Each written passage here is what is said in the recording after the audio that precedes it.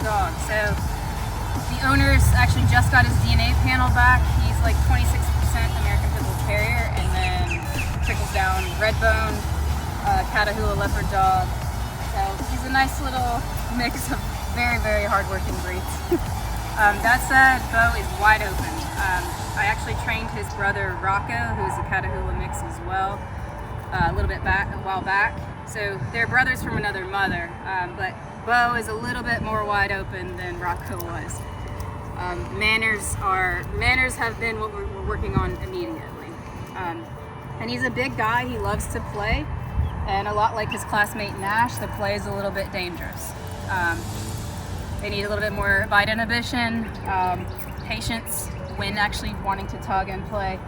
I love it because they want to play, but it's too much. It's unfocused, and they don't really know what they're doing.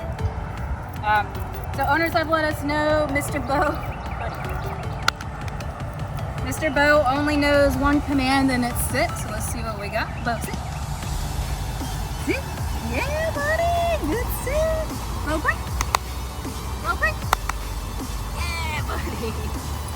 So attention span is pretty non-existent for Bo. He's very much triggered by wildlife, birds, squirrels, anything, any kind of movement basically. But you guys just heard me rattle off the breeds there.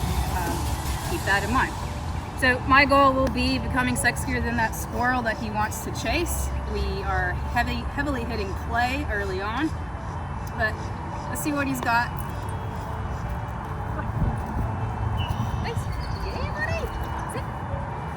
Good boy. Yes, sir. So not afraid of the place caught, but I'm fairly certain we don't have it down. Oh, sit. Yeah, boss. Come on. Sit. Sit. Okay. Down. Down. No down.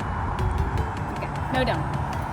And you guys can probably see a little bit of the body language here as well. But he has never been made to do much of what he doesn't want to do. Rules are pretty non-existent for him. He's used to being able to push through whatever he doesn't want to do.